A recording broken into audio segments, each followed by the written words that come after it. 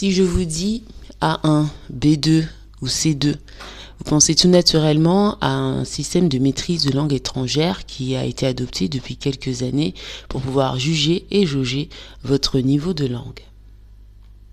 Aujourd'hui, ces enjeux vous permettent de vous différencier des autres, notamment dans la recherche d'emploi ou si vous enseignez des langues, afin de venir avec un niveau qui a une norme européenne. Moi, c'est Gloria de chez Polyglotria, bienvenue sur ma chaîne. On explore les langues, la linguistique et tous les enjeux, et c'est parti pour le générique.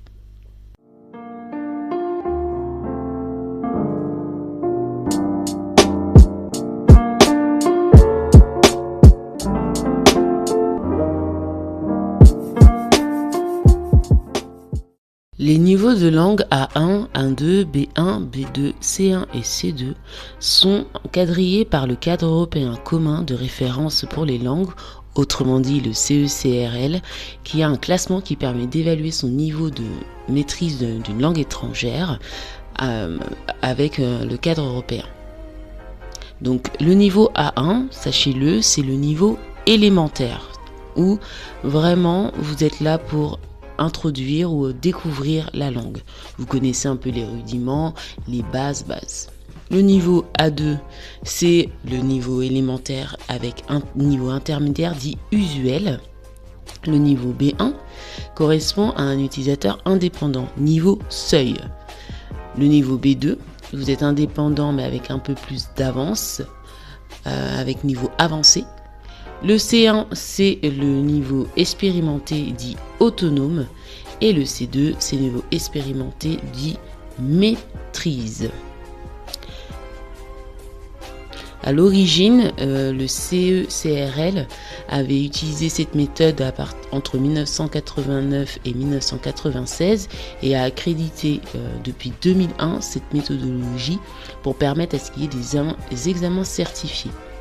Ce niveau de langue sont utilisés dans 47 pays membres de l'Union européenne et le système est à ce jour habilité pour 40 langues.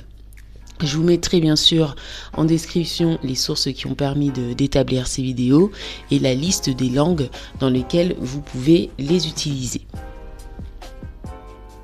Alors la question c'est à quoi sert les niveaux A1, B2 et B1 ? Charge numéro 1, lorsque vous recherchez du boulot. Moi, j'ai commencé, petite histoire, à faire des langues depuis que je suis adolescente. J'ai un diplôme en langue que j'ai eu en licence. Et à l'époque, on avait ce que les gens connaissaient, le TOEIC. Donc, le TOEIC était notre accréditation pour l'anglais. Et ça nous permettait en fait de savoir comment est-ce que vous vous placez. Donc c'était avec ça qu'on était jaugé. Et on n'avait pas encore l'accréditation avec les lettres. Donc TOEIC, je rappelle, c'est pour Test of English for International Communication, si j'ai oublié de le dire. Et moi j'avais une très bonne note et c'était comme ça qu'on avait. Et on avait des équivalents TOEIC pour les autres langues si jamais on voulait tester notre niveau.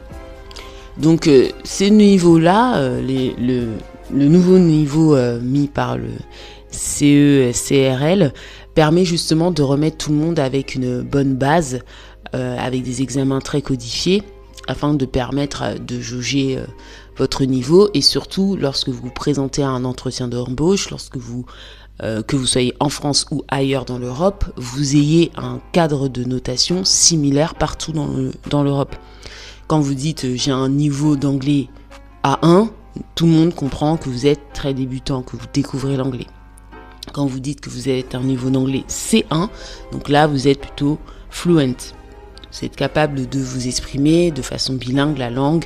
Il n'y a pas de souci pour toutes vos expressions à l'oral et à l'écrit. Donc ça, c'est le premier point, c'est vraiment la différenciation dans le cadre de l'emploi. Réflexion numéro 2, c'est dans le cadre scolaire. Dès lors que vous avez un examen, dès lors que vous avez un système de notation, bien évidemment, c'est aussi pour les étudiants, soit les étudiants en langue, mais aussi en commerce, les étudiants profs aussi qui enseignent les langues avec le nouveau système de notation. Et aussi, tous les étudiants qui ont besoin d'avoir une mise à niveau en matière de formation ont besoin d'avoir une sorte de grille pour que tout le monde puisse partir sur le même base et se dire, moi je vais atteindre tel niveau 1, B1, B2, peu importe. Il y a une possibilité pour vous de vous tester en ligne. Je vous mettrai le lien en description. Moi, je me suis testée sur ESL pour savoir quels sont mes niveaux dans quelques langues que je parle. J'ai testé sur 5 langues pour voir ce que ça valait. Bien sûr, l'ESL, là, c'est uniquement de l'écrit. Donc, on sera vraiment dans un test grammatical. Et comme ça, vous pourrez jauger votre compréhension de langue, voir où est-ce que vous en êtes dans vos lacunes et surtout connaître votre niveau avec quelque chose de gratuit et d'accessible, mais d'avoir un point de départ. Avant d'aller plus loin, je vous rappelle de vous abonner, de cliquer sur la cloche et de mettre un petit pouce bleu. Ça me fait plaisir de voir votre interactivité à ma chaîne et surtout de lire vos réactions, soit en message privé, soit dans les commentaires. Et ça aiderait la chaîne à se développer et à être un petit peu plus connue dans l'algorithme. Donc, merci de vous abonner à Polyglottria. Enfin, dernière réflexion que j'aimerais ouvrir avant de faire la conclusion. On a dit que c'était bon pour le travail, on a dit que c'était bon pour l'école. Je pose la question de votre quotidien. Si vous vous sentez avec un système de notation, vous pouvez aussi voir votre marge de progression.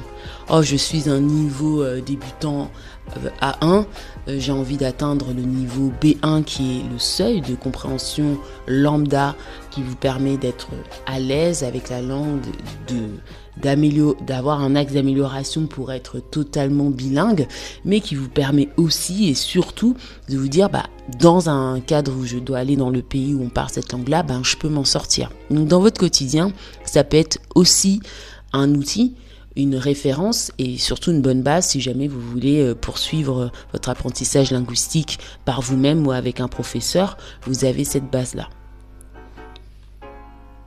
Je rajouterai en bonus, est-ce que c'est important ce système de notation pour vous ?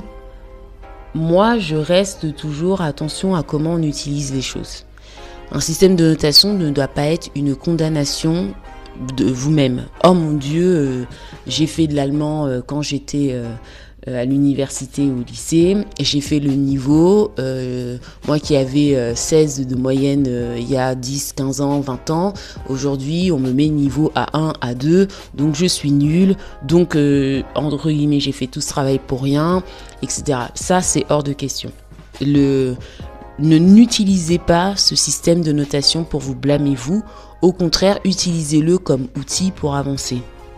Et je mettrai aussi un autre point de vigilance que je trouve très important, c'est les natifs font des erreurs dans leur propre langue. Les natifs parlent en argot. Les natifs coupent les mots. Les natifs, des fois, ne respectent pas la grammaire. Je vais faire des erreurs de français communes si j'aurais su. Alors que maintenant, c'est bien quadrillé. Bled et Becherel, c'est si j'avais su qu'il faut utiliser. C'est des choses qui arrivent. Grande erreur, c'est pluriel plus pluriel, ce sont des choses qui arrivent, mais la majorité des Français disent c'est des choses qui arrivent, etc. Je peux en citer une multitude d'erreurs grammaticales de la langue française qui sont tolérées, acceptées et qui ne vous empêchent pas la compréhension et la communication avec les natifs. Donc attention à pas vous auto-blâmer, à ne pas utiliser ces niveaux pour être quelque chose qui vous empêche d'avancer, mais au contraire que ce soit un point de démarrage dans votre avancée linguistique et puis même accepter votre seuil. Moi, je vais être totalement honnête, il y a des langues où je suis niveau B1 selon le barème ESL. Ça, en tout cas, n'oubliez pas, c'est une notation écrite, mais qu'à l'oral, j'ai un niveau qui doit être A1, car je suis totalement fluide, bilingue et à l'aise dans la langue et j'arrive à toujours me dépatouiller. Donc vous pouvez aussi avoir deux niveaux, niveau écrit, niveau oral. Moi je vous rappelle, ma mémoire elle est auditive, j'ai fait mes tests, n'oubliez pas qu'ils sont dans la chaîne. Mais si vous avez une mémoire visuelle, vous aurez peut-être meilleur à l'écrit et tout dégommé en niveau C1, C2 sur les langues, mais dès que vous parlez à l'oral, vous avez des blocages. Ce n'est pas, entre guillemets, un frein. Vous pouvez avoir des facilités pour l'un et pas pour l'autre, ou être totalement C1, C2 dans les deux cas. Dans ce cas-là, vous êtes un maître de grammaire, un maître à l'oral. C'est totalement possible aussi. Chacun son niveau, chacun son point de démarrage et surtout chacun son rythme. Pitié, ne vous blâmez pas. Voilà, c'était tout pour cette vidéo. J'espère en tout cas qu'elle vous a plu. Je vous remercie d'avoir écouté et regardé jusque-là. Je vous dis à très bientôt pour un prochain contenu podcast. Prenez soin de vous. Ciao, ciao.